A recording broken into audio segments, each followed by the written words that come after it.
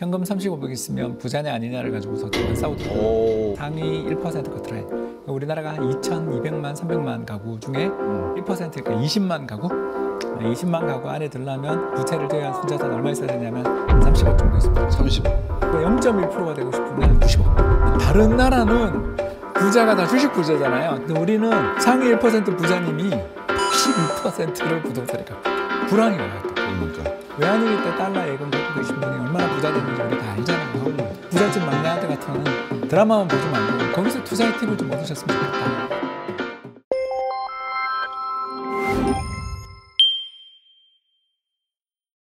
한때 TV 광고에 김모 배우가 부자 되세요 하는 그 카피가 있었지 않습니까? 기억나시죠? 예, 정말 그때가 고점이었죠. 기억하고 계시네요. 그 부자 되세요라고 하는데 제가 기억에 한 10년 전에 KB뱅크 경영연구소 있지 않습니까? 거기서 우리나라 부자 정의를 한번 내린 적이 있었어요. 아, 그렇죠. 2013년을 기준으로 소득 상위 10,000명은 1인당 평균 17억 3천여만 원을 벌어들인 것으로 나타났습니다. 같은 기간 소득 상위 100명이 벌어들인 돈은 1인당 212억여 원에 달했습니다. 요즘 우리나라 분들 한 10년 지났으니까 인식이 좀 바뀌었겠죠? 어떻습니까? 이게 더 이상해졌습니다. 그러면 한 10억 정도만 돼도 만족한다 이렇게 됐습니다. 그렇게 돼야 되는데 예. 이게 좋아하는 스포츠가 이제 몇 개 있는데 몸 쓰는 운동은 못 하면서도 예. 그 스포츠 커뮤니티는 못 끊는데 거기 얼마 전에 뭐 이제 그 글이 올랐는데 현금 35억 있으면 부자냐 아니냐를 가지고서 대판 싸우더라고요. 오, 30억. 예, 그래서 아파트 한 채도 못 사는데요, 강남에. 왜 뭐 이제 그렇게 이야기하면서 이건 예. 부자가 아니다. 예. 이야기하시는 분들이 대다수고 오. 실제로 가계금융복지조사라든가 아니면 국세청에서 나오는 국세통계 이런 거 보면 야 그렇게 우리나라 부자 없다. 현실을 제대로 봐야 된다라고 외치는 사람들이 한 뭐 10%. 저는 이제 10%니까 기가 막혀가지고 말도 안 되는 소리 좀 하지 말라고. 서울에 이제 자가를 가지고 있으면 자기 집 가지고 있으면 이제 부자라는 건 저도 뭐 다 동의하는데 예. 다만 우리나라 그 서울에 자기 집에 사는 사람들의 비율이 전국에서 제일 낮다는 것도 좀 생각을 해야 되는데 그렇죠. 한 그 이야기 47% 정도. 그렇습니다. 예. 그리고 특히 강남 3구는 40% 안 되는 걸 알고 있고요. 예, 그렇게 알고 있는데 그걸 잘 모르시더라고요, 사람들이. 그래서 금융감독원, 한국은행, 통계청 이 세 군데서 하는 게 이제 가계금융복지조사라고 저희가 부르는데 예. 이 벌써 이제 한 15년째 하고 있는 괜찮은 조사입니다. 이 괜찮은 조사에 2만 가구를 대상으로 하는데요. 예. 이제 작년 상위 1% 커트라인. 우리나라가 한 2,200만, 300만 가구 중에 1%니까 20만 가구? 20만 가구 안에 들려면 순자산, 그러니까 부채를 제외한 순자산 얼마 있어야 되냐면 한 30억 정도 있습니다. 30억. 예, 그리고 0.1%가 되고 싶으면 한 90억. 오. 얼마 안 되더라고요. 그래서 왜 이런 통계가 나오냐, 뭐 이런 이야기를 이제 저도 많이들 이 통계하신 분들하고 예. 여쭤봤더니 그 상위 1% 안쪽에 들어가신 분들은 사실 정확한 통계는 아닐 것이다. 왜냐하면 그분들 법인을 갖고 계시니까 그렇죠. 세금 문제들 때문에 법인을 갖고 계셔서 정확한 숫자는 알 수 있는데 커트라인 자체는 꽤 정확해 보인다. 왜냐하면 순자산 30억 넘어가고 난 다음부터 상속세가 이제 어마어마하게 맞으니까 법인을 만든다든가 그 전에 상속을 미리 증여한다든가 하는 대비들이 대부분 커트라인 30억에서 예. 결정되기 때문에 1% 커트라인 자체는 그렇게 말도 안 되는 숫자 같지는 않다. 이런 게 이제 대체적인 결론이었던 것 같습니다. 30억이 순자산이 있으면 은행 예금 금리로 쳐서 2.5에서 3%를 받는다고 가정을 하면 1년에 9천만 원 받는데 그럼 한 달에 한 700만 원 생활하는 거 아닙니까? 그렇죠. 금융종합과세도 8천만 원 정도까지는 사실 이자 소득세 내는 거 정도라고 생각을 그렇죠. 하시면 되기 때문에 예. 7천은 조금 안 되겠지만 그래도 예. 충분히 넉넉한 금융자본가 또는 금융소득자는 살 수 있겠죠. 부자라고 하는 개념이 무형적 정의도 있고 유형적 정의도 있고 지금 저희들이 나눈 이야기는 유형적 정의, 순자산이죠. 그렇죠. 왜냐하면 무형으로 하면 이제 저 산에 있는 절로 이제 암자로 가야 되는 거고. 그렇죠. 네. 저도 뭐 얼마 전에 변호사님한테 이야기를 들었는데 우리는 이제 당연히 상속 다툼이 몇백억대 부자, 몇천억대 부자들 거기 상속 싸움이 제일 많을 거라고 생각하는데 의외로 그렇지 않다라는 이야기를 듣고 없는 집일수록 더 감정의 골들이 깊다. 돈이 모든 행복감을 좌우하는 건 아니지만 돈이 상당히 중요하다라는 것도 인정을 좀 하면 될 것 같아서 결국 뭐 부자라는 게 마음 부자도 있지만 아무튼 뭐 유형 자산을 얼마 가지고 있느냐가 행복 또는 뭐 부, 뭐 또는 지위 등등 이런 걸 설명하는데 굉장히 큰 요소는 아닌가 생각합니다. 주변에서 많은 분들이 걱정하시는 게 건강 걱정만 하지 돈 지출에 대한 말씀은 개인 프라이드도 있고 뭐 잘 말씀을 안 하시거든요. 근데 이제 주변에 좀 어려우신 분들이다라고 하면 걱정이라는 게 야, 앞으로 한 90살까지는 기본적으로 산다고 봐야 되지 않겠어? 우리나라 통계에서 그렇게 나오잖아요. 그죠? 그게 건강 기대 수명이 이제 중요한데 그렇죠. 우리는 70살이거든요. 예. 여성분들은 좀 더 높고요. 근데 이게 계속 늘어요. 그 소위 말해서 이런 미래에 대한 이야기들을 젊은 청년들이 생각하는 것과 중장년층들이 생각하는 게 이게 약간 결이 다른 것 같거든요. 그럼요. 다르죠. 우리 홍춘옥 박사님한테도 많은 자문을 구하고 또 도움을 요청하는 게 젊은 층들과 중장년층들이 꺼내는 주제, 이야기, 방향성이 많이 다를 것 같아요. 어떻게 다릅니까? 많이 다르죠. 저희 고객님들이 이제 평균 50세입니다. 아, 왜 50세 오시나 하면 이제 저희가 연금을 주로 운용하는 곳인데 네. 저희가 이제 제일 고객들 많이 넣는 게 IRP. 아, 그렇군요. 그러니까 이제 퇴직금 계좌라고 하죠. 네. 퇴직금 계좌는 이제 소수지만 고액이에요. 왜냐하면 이제 평생을 운용한 돈인데 우리나라가 이제 문제가 뭐냐면 주된 직장에서의 평균 퇴직 연령이 49세인데 네. 저희 또래들은 국민연금 65세 수령하니까 그렇죠. 15년간 이제 이걸 잘 굴리지 않으면 큰일 나는. 네. 그러니까 인출하면서 잘 굴려야 되는 이제 그런 분들이 오시니까 그분들은 그래도 상담이 가능한 게 목돈이 왔잖아요. 그렇죠. 그동안의 고생에 대한 보상이 되느냐에 대해서는 이제 논란이 있겠지만 그래도 네. 몇 천에서 몇 억 되는 또는 심지어 그 이상 되는 돈을 가지고 오신 분들한테 그 운용을 하는 거에 대해서 설명해 주는 건 되게 쉬워요. 어떻게 보면 그거는 잘 굴리면 되니까. 근데 네. 문제가 20, 30대들은 이걸 왜 해야 되냐에 대한 생각이 좀 없는 게 딱 느껴지는 게 네. 사실 우리나라에서 그 국민연금 중위 수령액이 얼마인지 아십니까? 한 120만 원 정도 되지 않을까 그게 싶은데. 이제 우리의 희망이죠. 예. 근데 국민연금 중위값은 34만 원입니다.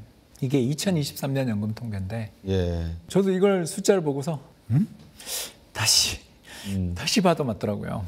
이게 통계청의 공식 통계입니다. 제가 처음에 60만 원 말씀드리려고 그러다가 또 시청하는 분들이 너무 기운 빠질까 싶어서 한 2배를 불렀거든요, 사실. 이걸 보면 그 우리나라가 그 전체 노인들 65세 이상 노인들 중에서 그 중위 소득의 절반 미만이 그걸 저희들은 이제 빈곤 인구라 그러거든요. 네. 그게 한 150만 원 돈 됩니다. 그렇죠. 가족 기준. 예. 가족 기준으로 해서 150만 원 돈을 못 벌고 지출 못 하시는 분들이 3분 중에 1분이다. 그러니까 이게 되게 끔찍한 거죠. 끔찍하다마다요. 진짜 노년 되면은 옷을 산다거나 맛있는 음식을 드신다기보다도 건강 유지비에 거의 지출이 많아지는데 근데 병원을 못 가시는 거죠. 못 가시는 거. 예, 그리고 또 아파도 그냥 진통제 먹고. 예, 그러다 보니 이제 젊은 분들 오면 잔소리 같지만 지금 10,000원 넣는 게 나중에 10만 원보다 홀랐다. 10만 원이 뭐냐? 그보다 훨씬 낫다. 복리 효과가 있기 때문에. 그렇기 때문에 마케팅이라고 생각하지 말고 ISA 계좌 같은 그 자산관리 종합 계좌 같은데 그런 데다가 한도가 매년 한도가 2천만 원인데 그거 다 넣으라 소리는 절대 안 할 테니까. 네. 그래서 조금이라도 좀 넣어서 그 세금이라도 좀 아끼고 거기 나눈 거 요새는 특히 중개형 ISA가 인기니까 거기다 그냥 펀드라도 좀 넣어놔라. ETF라도 넣어라. 그렇죠. 이제 그런 이야기를 많이 드리는데 저희 고객님들이 대부분이 50대다. 이 말씀에서 답은 된 것처럼 이렇게 눈앞에 닥치면 참 고민도 많이 하고 열심히 하시는데 다들 오셔서 하는 이야기가 내가 1년만, 5년만 일찍 좀 할 걸. 이 고민들을 참 많이 하시는 것 같습니다. 그렇죠. 특히 그 IRP 같은 경우는 연말정산에도 돈을 돌려주죠. 되죠. 제 세금도 100만 원 돈을 돌려주는.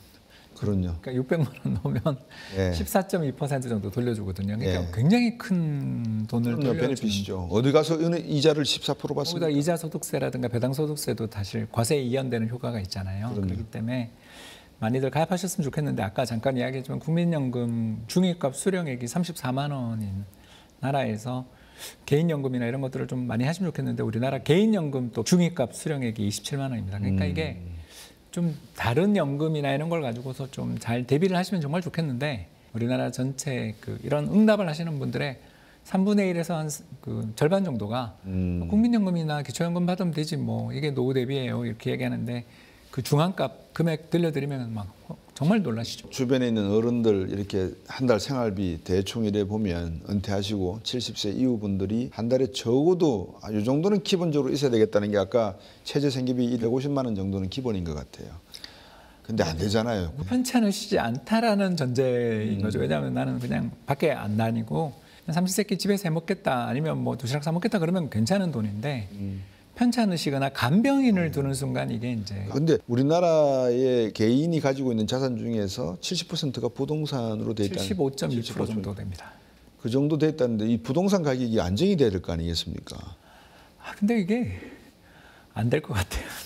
그러니까 아니 지출이라고 하는 건 일정한 소득이 보장이 된 것을 전제로 해서 지출이 있는 것이지 들쭉날쭉한 프리랜서 해보시니까 아시잖아요. 소득이 프리랜서. 왔다 갔다 해보면 이거 진짜 골치 아프거든요. 지출 발생할 때. 그래서 이제 주택연금을 좀 다들 하라고 그러는데 이제 다들 우리나라가 재밌는 게 금리 높고 집값이 고점일 때 딱 2022년 초잖아요. 그렇죠.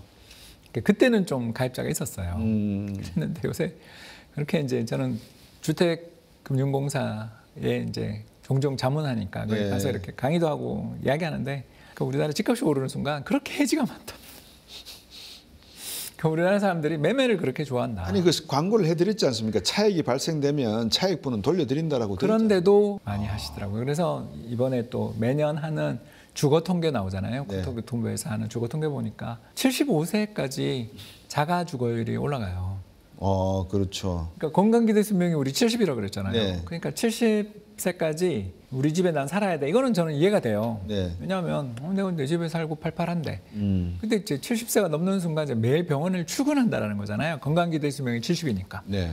그러면 이제 매일 병원을 출퇴근하고 나중에 요양병원을 들어가거나 뭐 어디 그런 데를 들어가야 된다라면 우리 생각에는 그때 70살 정도 돼서 팔아서 그걸로 자기 병원비나 이런 거 대고 간병인도 쓰고 하면 좋을 것 같은데 75세까지 자가 보유율이 올라가요.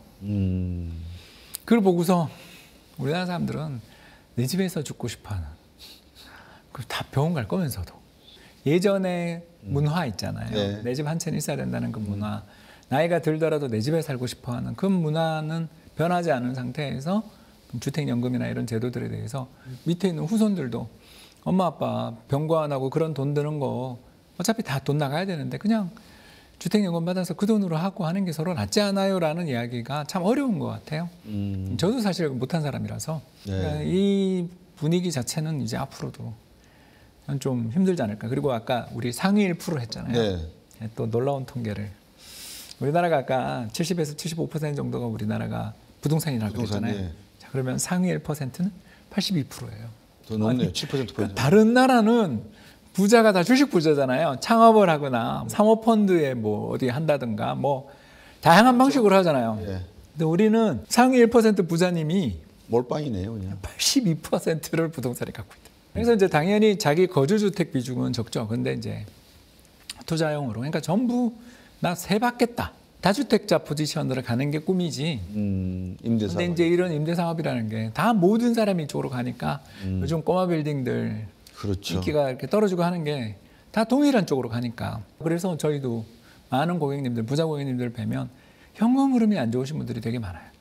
자산은 엄청 많으신데 제가 봤을 때 0.1% 아니 0.01 같은데도 그러니까 좋게 얘기하면 검소하지만 나쁘게 얘기하면 이게 지금 내가 어떻게 해야 될지 모르겠다. 그렇네요. 상태에 빠져 계신 분들이 굉장히 많은데 다행히 지금 부동산이 좋으니까 괜찮은데 네. 2022년 같은 일이 뭐 예를 들어서 좀 장기화되거나 그러면 우리나라는 진짜 상당히 문제가 많은 나라다라는 걸 느낍니다. 방금 현금 흐름 말씀을 주셨으니까 보통 우리가 어느 정도 현금의 그 유동성 개인이 확보를 하고 있으면 부자 또는 아마 이 정도는 나는 만족해 걱정 없이 갈 수 있을 것 같아. 그 규모가 어느 정도 된다고 보십니까? 10억이라고 이제 많이들 10억. 이야기하는 거죠. 그게 이제 KB 부자 보고서 요새 네. 나오는 부자 보고서는 네. 금융자산 10억으로 네. 보통 저희들이 하죠. 세팅을 좀 하죠. 예. 그래서 금융자산 10억 있으면 이제 나중에 우리가 운용 방법 이런 것도 이야기할 텐데 10억 정도 있으면 사실 국민연금까지 나온다라는 걸 감안하면 거의 문제 없는 노후 생계비 또는 현금 흐름을 만들어낼 수 있는데 네. 예를 들어서 우리가 30억이 1%다 그러면 20억이 집 뭐 이런 포지션인데 이제 안 그렇다라는 거죠. 그러니까 1% 순상위 1% 부자신데 부동산이 35억. 30억은 5억은 부채. 이게 일반적이다. 그래서 재밌어요. 우리나라를 보면 다들 이제 알고는 계신 게 현금 흐름이 중요하다. 그리고 똘똘한 한차라는 말이 참 투자에서는 재밌는 말일지 모르지만 예. 이제 이게 세금 감당도 안 되고 예. 현금도 없다. 이런 거에 대한 변화에 대한 건 있는데 너무 우리는 쏠리잖아요. 그렇죠. 그래서 어느 정도 의식 구조가 변화되면서 조금 이렇게 자산의 포트폴리오를 다양화한다는 측면에 관심이 많이 가지실 거 아니겠습니까? 요즘 같은 경우에 금값도 많이 오르고 암호화폐 얘기도 많이 나오고 채권 이야기도 가끔 나오고 하니까 세계 경제가 이렇게 불확실할 때는 뭔가 안전자산 쪽도 한번 관심을 가져서 한 20년, 30년 들고 있으면 이것도 나중에 나에게 든든한 뭐 보험이 되지 않겠나라고 생각할 수 있을 것 같은데 그런 면은 어떠세요? 네, 이제 그런 분들 덕분에 저희가 사업을 하고 있는 거고요. 근데 이제 예. 안타깝게도 숫자는 많지 않으신 거죠. 이제 이게 우리나라 재테크의 특성을 조금 상담을 많이 하다 보면 알게 되는 게 예. 모든 자산은 부동산에 올인을 하고 그럼 현금은 어떤 용도로 갖고 있냐면 이자 내기 위해서 또는 저축용으로 좀 갖고 있다가 네. 지금처럼 이제 주식시장 좋으면 이때 복권성 주식을 사는 긁어볼 만한 복권이다. 해서 여기서 큰 돈을 벌면 다시 부동산을 키우는. 저는 굉장히 위험하다고 보는데 부동산을 위험자산이라고 생각 안 하고 에셋 파킹이라는 표현을 쓰세요. 예. 그래서 이게 이제 인플레도 이기고 다른 자산의 수익률도 이겨주는 안전자산이다. 예. 그런 게 돼 있으니까 우리는 나머지 금융자산이나 나머지 대체자산, 그러니까 대체자산이라고 볼 수 있는 그런 자산들은 일종의 반찬이거나 그냥 지나가면서 로또 긁듯이 로또성 자산으로 생각을 하는 그러니까 양극단에 나름 되게 합리적인 그분들은 그렇게 생각하세요. 굉장히 합리적인 포지션이라고 생각을 하고서 그렇게 투자를 하고 있더라고요. 그렇군요. 아까 10억 말씀을 했으니까 순유동성 한 10억 정도 있으면은 부자 반열에 들 수 있다 생각할 수 있다라고 보셨는데 대충 어느 정도의 규모를 보통 분들이 투자를 해서 몇 년을 기다리면 어떤 방식으로 이게 10억이 될 수 있는 뭐 지름길이라든지 쇼컷이라든지 이런 게 있을까요? 보통 진리에는 그런 지름길이 없지 않습니까? 없죠. 없는데 이제 꾸준히 오래 하면 되더라라는 건데 이제 제가 오늘 준비해 온 전략은 이제 투자 4분법이라는 전략을 하나 준비해. 투자 4분법. 그러니까 국민연금을 카피한 거죠.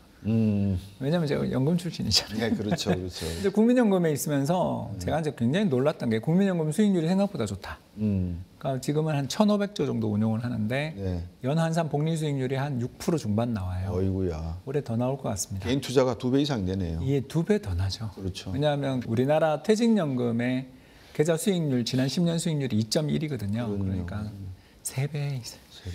이렇게 수익이 많이 나는데 이걸 좀 개인들이 알아서 할 수 있는 그런 방법이 없나 싶어서 이제 만든 전략이 투자 4분법인데 뭐 별거 아닙니다. 그러니까 네. 한국 주식의 4분의 1, 미국 주식 4분의 1. 그러면 이제 너무 불안하잖아요. 네. 그래서 이 불안을 완화할 목적으로 미국 국채 4분의 1, 금 4분의 1 이렇게 투자를 하게 되면 네. 채권도 4분의 1, 대체자산도 4분의 1 그러면서 주식은 한 절반. 지금 딱 국민연금이 그렇죠. 그렇네요. 국민연금 전체 자산의 한 50%가 지금 주식에 들어가 있죠. 주식이 들어가 있죠. 예. 그래서 이제 요새 수익이 좋죠.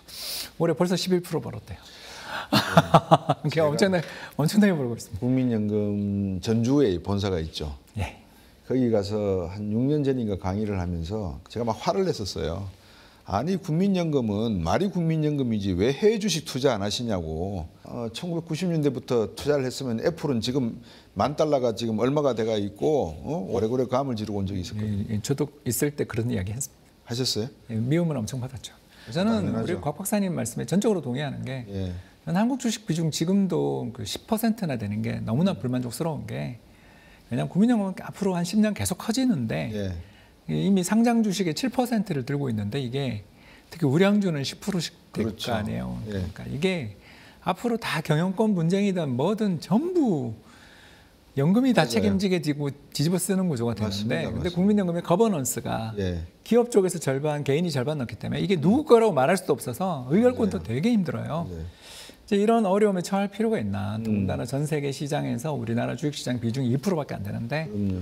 이제 2%에서 10% 사이 정도가 답이겠지만 너무 우리가 좀 그동안 많이 했다라고 생각을 하는데 뭐 힘들죠. 왜냐하면 이렇게 많이 들고 있는 상태에서 발을 빼기가 정말 쉽지 않습니다. 그래서 요 4가지 포트폴리오가 국민연금 포트폴리오를 단순한 거라고 생각하시면 되겠고요. 그걸 이제 예를 들어서 15년 전에 열심히 나 노력해서 1억 정도의 돈을 만들었다. 네. 종잣돈 1억. 그리고 매년 2천만 원씩 ISA 계좌에 넣었다. 왜 ISA 계좌를 이야기하냐면 예. 이게 절세 계좌잖아요.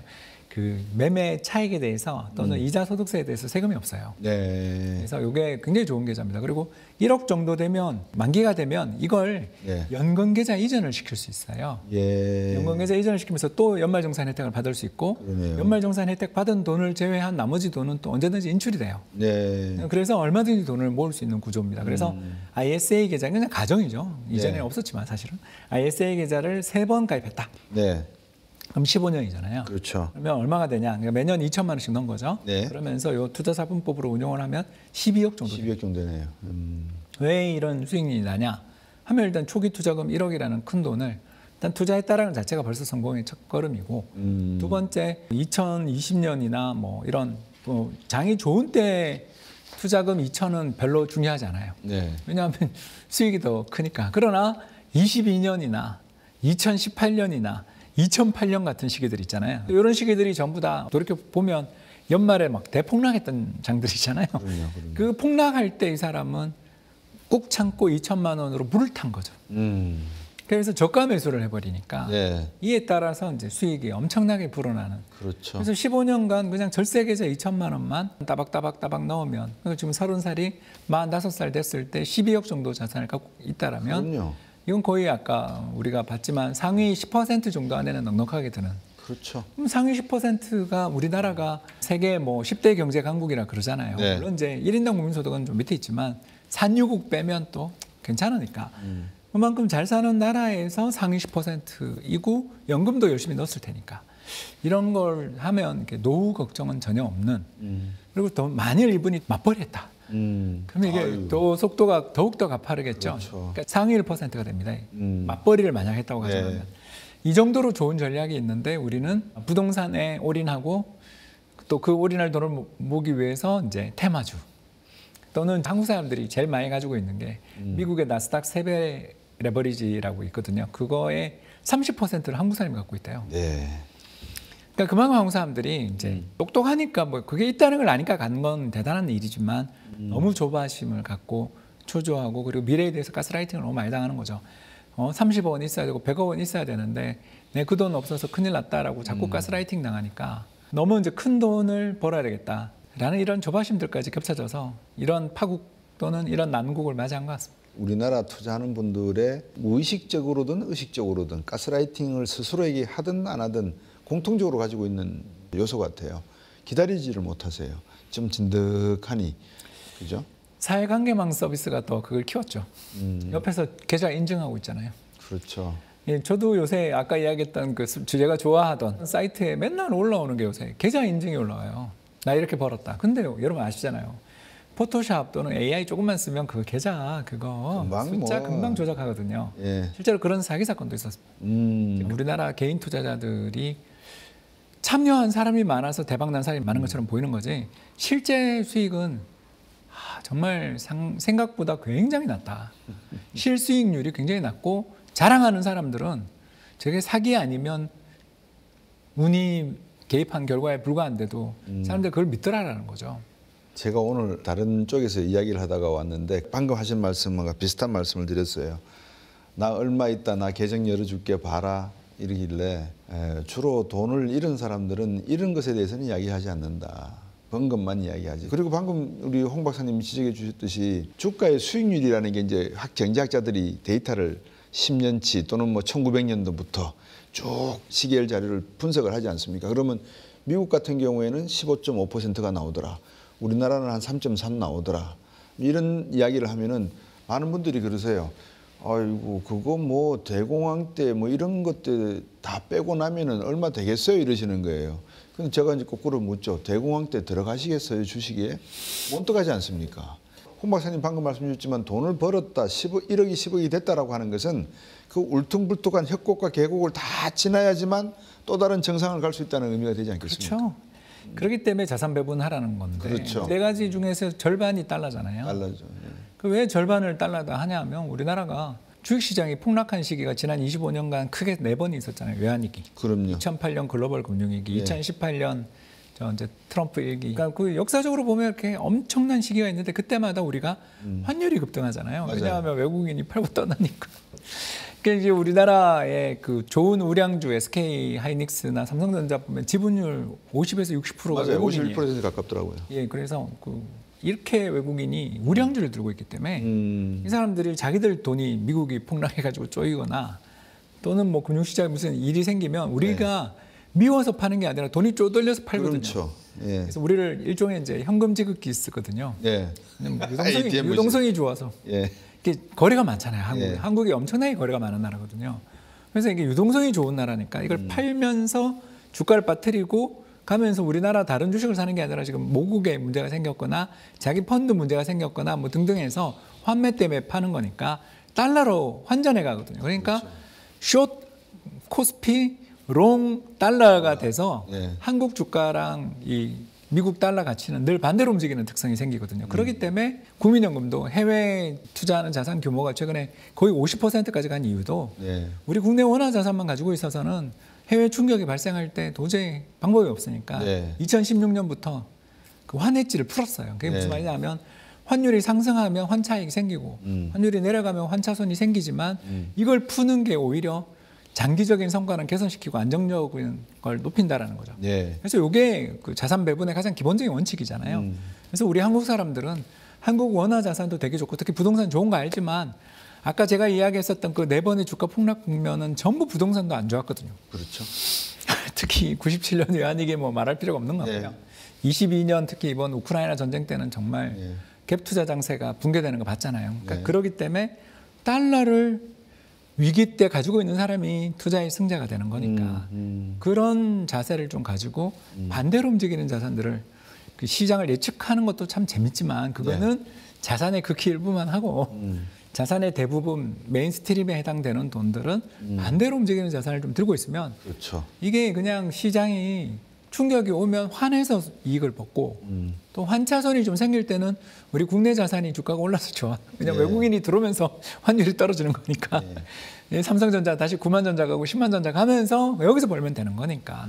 이런 좀 마음을 약간만 여유를 두고 국민연금처럼만 투자를 하면 이게 사실 그 스트레스 받을 일이 없는데 우리가 이제 그 두 가지가 부족하잖아요. 하나는 사실 우리가 대학 다닐 때나 고등학교 때 이런 거 안 배웠잖아요. 우리가 배웠던 지식이라는 게 이렇게 돈 버는 쪽하고 별로 관심이 없는 게 있고 두 번째가 이 농경사회, 농경문화에 유교문화가 있어서 돈 이야기하는 걸 다들 금기시하면서 어르신들한테도 좀 들은 것도 없고 그게 가서 이게 본능적인 그런 것밖에 없는 상황이다 보니까 지금 제가 이야기했던 이런 서로 반대 방향으로 움직이는 상품에 같이 투자를 하면 가운데 수익이 나면서 아까 이야기하셨던 그 어마어마한 절벽 이런 거를 좀 다리 하나 생길 수 있고 사다리 하나 갖고 걸을 수 있는 그런 도구를 만들어주는 게 중요한데 이게 좀 안 돼 있죠. 우리.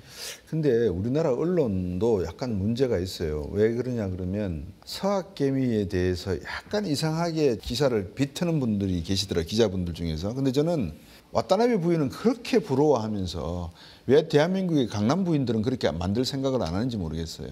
이제 한국 주식을 사서 뭐 애국 투자를 해야 되고 또 외국인한테 배당을 주면 안 되고 뭐 이상한 포지션들이 배당 우리나라만큼 안 주는 나라가 없을 것 같은데. 그런데도 뭐 외국인한테 국부가 유출됐네 그런 이야기 하잖아요. 뭐 글쎄 말입니다. 네, 그래서 참 쥐꼬리 배당으로 고통받는 한국의 투자자들은 그럼 왜 우리는 한국을 해야 되냐? 10년에 한번 이렇게 대박장 이거 한번 수익을 내기 위해서 그냥 무작정 기다리라는 이야기인가? 10년에 한 번이네요. 왜냐하면 84년 아웅산 폭탄 테러, 그렇죠. 그리고 99년 IMF 다음 해, 예, 다음에 2009년 글로벌 금융위기 다음 해, 2020년 코로나 팬데믹. 이게 우리나라 수익률 상위 4년이잖아요.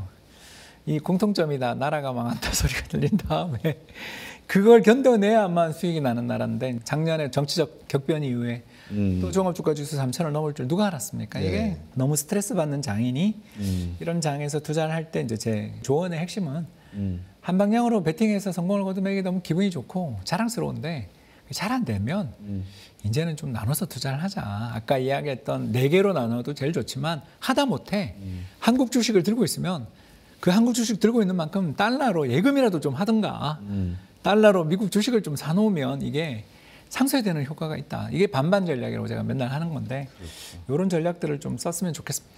주식, 채권 여러 가지 말씀도 주셨는데 나이별로 한번 여쭤볼까 싶어요. 어떠십니까? 나이는 그 젊을 때는 예. 투자 3분법이 최고 같아요. 그러니까 아까 한국 주식, 미국 주식을 한 3분의 1을 넣는 거죠. 그리고 나머지 3분의 1은 이제 현금이 조금 필요할 수 있으니까 네. 미국 외화예금이나 국채 같은 걸 사는 거죠. 이제 이 투자 3분법을 딱 하면 20, 30대한테 정말 좋은 게 일단 요새 우리나라 20, 30대가 해외 투자에 대해서 눈을 좀 떴잖아요. 그렇죠. 많이 떴죠. 네, 그리고 특히 또 전세 자산의 3분의 2가 예.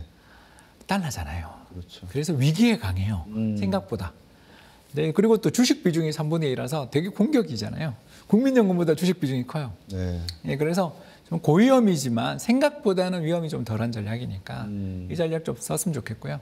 40대들한테는 탈무드 전략을 제가 좀 많이 추천하는데 이제 탈무드 전략을 추천하는 이유는 부동산에 이 세대가 너무나 스트레스 받는 세대잖아요. 그렇죠. 다 모이면 부동산 이야기만 하는 것 같아요. 저도 그때 그랬던 것 같고. 네, 자식 교육 문제하고 부동산. 그렇죠. 이사를 가야 되니까 또 주거 문제에 대해서 굉장히 많은 고민을 가지는데 한국이 또 재밌는 게 전국이 그런 건 아니에요. 네. 근데 서울의 아파트는 미국 집값하고 최근에 동조성이 한 20년째 엄청나게 강해졌거든요. 지난 20년 동안 한국의 서울 집값이랑 미국의 주택가격 지수, 케이스 실러 지수 이런 거랑 그렇죠. 예. 지표가 완전히 같이 가요. 그래서 미국의 리츠 ETF들을 사두면 이게 또 너무 좋거든요. 우리나라에는 아직 상장이 안 돼 있는데 네. 40대는 또 해외 투자에 눈도 뜨고 절박하시잖아요. 그러면 해외 계좌도 열어야죠. 이제 지금까지 안 했더라면. 그래서 3분의 1은 한국 주식, 그리고 3분의 1은 미국 리츠, 3분의 1은 미국 채권. 왜냐하면 채권을 하는 이유는 리츠랑 이제 또 반대로 갈 수 있으니까. 그렇죠. 그런 식으로 투자를 하게 되면 사실 아까 했던 투자 3분법보다는 수익은 조금 못한데 대신에 이 현금 흐름이 좋아져요. 그렇네요. 왜냐하면 이게 미국 리츠가 배당 수익률이 4% 5%가 나오기 때문에 맞아요. 뭐 미국의 상당히 데이터 센터부터 시작해서 골고루 투자하는 미국의 리츠 ETF들이 예. 또 우리나라의 부동산하고 또 다른 좀 안정감을 주기 때문에 좋은 면이 있어서 여기는 거의 연환산 복리 수익률 7% 이상은 기록하면서도 좋은 성과가 나고 이제 마지막 5, 60대는 투자 4분법. 아까 했던 게 국민연금 투자법이 제일 안잖아요. 왜냐하면 전체 자산의 4분의 1이 금이라서 이게 2008년 글로벌 금융위기나 2022년 우크라이나 전쟁 같이 전쟁급 충격 또는 뭐 아무도 믿을 수 없어 충격이 올 때 유일하게 금값만 오르거든요. 왜 그런지는 우리도 모르잖아요. 그냥 사람들이 왠지 모르지만 금을 좋아하잖아요. 그래서 그렇죠. 특히 달러에 대한 해칭 수단으로 해서 이거 특히 그 나스닥 폭락할 때 우리가 그렇게 좋아하는 나스닥이 지난 20, 30년 동안 3번에 걸쳐서 그냥 베어마켓을 3번 갔는데 네. 그때마다 금값이 그해 그 베어마켓 진입 시점에 금을 들고 있으면 한 30%가 기본 보장되더라고요. 네. 왜 그런지는 이유는 모르면서도 금은 그렇게 사람들이 좋아하는 거 보면 아마도 종이 지폐로 평가받는 가격 뭐 이런 그런 주식 이런 거는 믿을 수 없어. 그런 공포가 올 때 금으로 가나 봐요. 이유는 알 수 없지만 이제 뭐 나중에는 코인도 가는 날이 오겠지만 일단 현재까지는 금이 그래서 나이가 들면 들수록 금 투자는 좀 해야 되는 거 아닌가. 네. 결국 우리가 아까 뭐 투자 4분법이다 3분법을 했을 때 그 비율이 너무 크게 흐트러질 때 저는 15%라고 보는데요. 15% 정도 비율이 흐트러지는 시기가 10년에 한 번, 두 번 옵니다. 그때 좀 수익 난 걸 팔아가지고 조금 수익이 부진하고 정말 뭐 쓰레기처럼 취급되는 자산을 조금씩 저가 매수하는 그런 전략들을 저희들은 이제 리밸런싱이라고 하고요. 그런데 그때가 가장 좋은 투자의 기회인데 투자의 고통이 하나 있죠. 언제가 바닥인지 모른다. 그럴 때 이제 리밸런싱이라는 기법을 좀 추천하게 됩니다. 웬만하면 이제 적립 투자를 하시면서 비율을 맞추는 그러면 리밸런싱 크게 안 해도 되니까 그렇죠. 그걸 좀 추천드리고 싶습니다. 그렇게 생각됩니다. 코인 말씀을 그냥 처음으로 지금 저한테 주셨는데 제가 이 4분법 중에서 코인이 지금 들어가지 않아서 이 코인을 금과 대체를 하면 되나 여쭙고 싶었었거든요. 그런 분들한테 이제 저희가 맨날 하는 이야기가 그 25%씩 나눴잖아요. 그래야 계산이 쉬우니까. 그러면 코인 할 거면 5%만 해라. 5%만. 금은 20% 하고. 왜냐하면 코인이 아직 나온 지 이제 한 15년 됐잖아요. 15년밖에 안 돼가지고 신생아라서 그 특성이 있어요. 굉장히 빠르게 세포 분열이 이루어지면서 매일처럼 때도 나오고 애가 얼굴도 달라지지만 거꾸로 이야기하면 성격도 되게 조급해요. 그래서 이게 나스닥 변동성의 5배 정도 나오더라고요. 네. 코인이 좋은 건 알지만 이걸 많이 넣으면 코인과 나머지 포트폴리오가 돼버려요. 그러니까 여기에 다 우리가 휩쓸리게 되거든요. 그렇죠. 그래서 제가 아무리 연구를 해봐도 맥스 5%. 아직은. 이게 이제 점점 커지는 날이 오겠죠. 네. 제가 요즘 많이 드리는 말씀이 이 워렌 버핏의 투자법을 한번 고민을 해봐라 그랬고요. 많은 경영의 신이든 투자의 신이든이라고 하는 사람들의 공통된 내용을 다 한마디로 딱 정리를 해서 드린다면 장기 투자하라 했거든요. 그렇죠. 예를 들면 워렌 버핏이 3월에 BYD 주식을 다 팔아치웠대요. 2008년도에 매입을 해서 16년 동안 가지고 있다가 수익률이 얼마 났냐고 보니까 3,860%가 났더라고요. 초기 발동이 돼서 요게 길거리에 피가 낭자할 때가 곧 오겠구나, 올 수 있는 확률이 높아지겠구나라는 감을 딱 잡는 분들은 현금 유동성 확보를 이제 들어갈 것 같아요. 아까 한차선 환차익 말씀을 주셨잖아요. 달러 값이 내려가면 주식이 아무리 올려도 손해보는 거 똔똔이지 않습니까? 이런 걱정을 하는 분이 또 계세요. 우리 홍춘욱 박사님께서 좀 따끔하게 한 말씀 해주십시오. 이게 그 외환시장 변동성이 주식에 비하면 아무것도 아닙니다. 그렇죠. 외환을 가지고 있으라는 건 보험을 좀 들라는 뜻이지. 그렇죠. 여기서 돈 버는 건 쉽지 않아요. 다만 2022년 우리 그 레고랜드 사태 났을 때 종합주가지수 2200 깨졌잖아요. 그렇죠. 지금하고는 상상이 안 가는데 그때 달러에 대한 원화원들이 1,450원 갔던 거 기억나실 겁니다. 네. 그러니까 1,080원이 1,450원 갔으니까 거의 한 400원 올랐어요. 그렇죠. 근데 그 400원 오르는 게 이제 크진 않죠. 주가는 그때 반토막 났으니까. 그러나 그런 그 위안이 있으면 그때 달러 현금을 가지고 있었으면 금리도 5% 금리에 그럼요. 예, 여기에 환차익 한 30%까지 감안을 해서 그걸 가지고 집을 사도 대박이 났을 거고 주식을 샀으면 지금 뭐 몇 배가 났을 텐데 그런 거에 현금 유동성을 달러로 갖고 있으면 물을 탈 수 있다라는 건데 우리는 대부분 2022년 부동산 붕괴됐을 때 또 2013년 하우스푸어 사태 때 저때 집을 샀으면 부자가 될 거란 걸 다 알면서도 그때 왜 못 사냐면 다른 모든 자산이 같이 빠지기 때문에 못 사잖아요. 돈도 없죠, 사실. 돈도 없죠. 그런데 그 불황이 와요 또. 그러니까. 근데 달러를 들고 있으면 갑자기 나만 부자가 되는 기분이 들죠. 외환위기 때 달러 예금 갖고 계신 분이 얼마나 부자 됐는지 우리 다 알잖아요. 그럼요. 그걸 왜 전설처럼 생각하냐고요. 부잣집 막내 아들 같은 드라마만 보지 말고 거기서 투자의 팁을 좀 얻으셨으면 좋겠다. 이 말씀 드리고 싶습니다. 네. 지금 홍춘욱 박사님 말씀을 가만히 들어보면 투자의 원론 말씀을 주세요.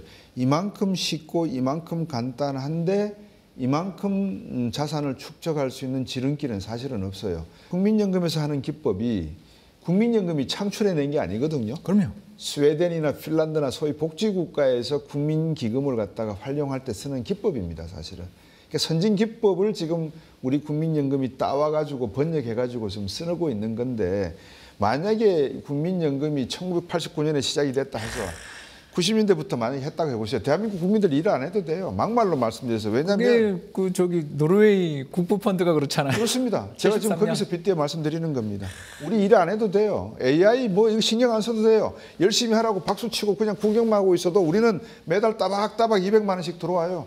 그런 생각을 못하는 분들에게 지금 홍춘욱 박사님이나 많은 분들이 전문가분들이 투자의 그 기법을 원론적으로 좀 풀어주고 계신다는 점 제가 리마인드 해드리는 겁니다. 홍 박사님 그 선물 금 보실 걸로 생각이 되는데 제가 금 선물을 보니까 2030년까지 지금 2030년이 트라이 온스당 4,400달러를 돌파를 했더라고요. 제가 보기에는 이거 5,000달러 조만간에 찍을 것 같은 느낌이. 코스피 5천이 빠를지 금 5천이 빠를지 모르겠습니다.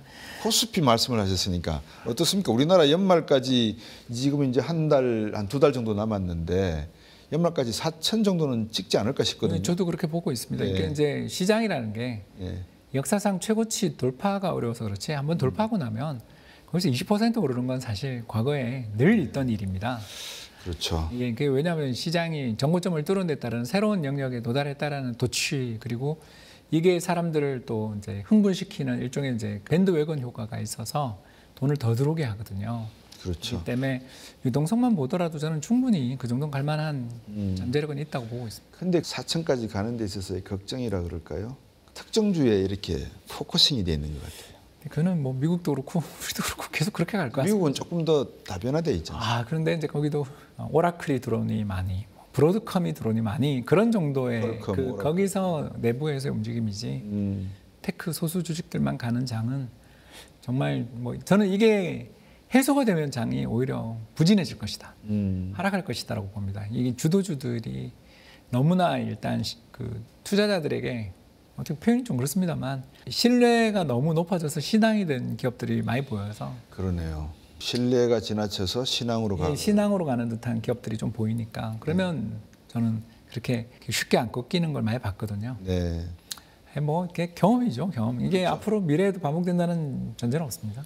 오늘 이제 추석 연휴도 다 끝나는 시점이니까 앞으로 또 이제 장이 열리면 장도 이제 제가 볼 때는 더 뜨거워질 것 같거든요. 예, 원래 그 연휴 효과가 있습니다. 그러니까요. 연휴 전에는 좀 부진한데 연휴 끝난 다음에 오히려 올라가는 경향이 있어서 앞에서 워렌 버핏 이야기도 해드리고 저희 투자의 현인들의 말씀도 드렸지만 홍춘욱 박사님 나름대로의 또 철학이 있으실 것 같아요. 투자라는 것은 이런 것이니 기본적으로 이것만 간단하게 어렵지도 않다 하셔라라고 하실 수 말씀 있으면 끝으로 한번 시청자분들에게 해주시면 고맙겠습니다. 무면허 운전만 안 했으면 좋겠다. 우리가 이제 다들 무면허 아닙니까? 그러니까 라이센스를 받고 보험을 가입시키는 이유가 뭐냐면 만에 하나 발생할 그런 리스크에 이산 폐가망신하는 걸 막아주기 위해서 그렇죠. 자동차 보험을 가입하듯이 그렇죠. 투자에 있어서도 라이센스라는 게 이제 일종의 금융 지식 이런 거라면 보험은 자산 배분 아닌가 그런 태도를 좀 가지신다면 훨씬 더 안전한 투자가 되지 않을까 재밌는 투자가 되지 않을까 생각합니다. 네. 시청자 여러분 지금 홍춘욱 박사님이 간단하게 말씀을 주셨는데 제가 조금 부연해서 말씀을 드리도록 하겠습니다. 내용인즉슨 그런 것 같습니다. 장기로 보셔라. 그리고 국민연금의 투자 기법을 잘 참고하셔라. 여러분들께서 적어도 투자를 하실 목적이시라면 기본적으로 하셔야 되는 생각이고 방법이 아닌가 싶습니다. 오늘 홍춘욱 박사님 연휴가 끝나시는데 이제 다시 또 현업으로 복귀하셔서 그렇죠. 많은 분들의 자산을 또 불려주셔야 될 것 같습니다. 예, 열심히 투자하고 있습니다. 예, 오늘 말씀 잘 들었습니다. 감사합니다. 감사합니다. 네.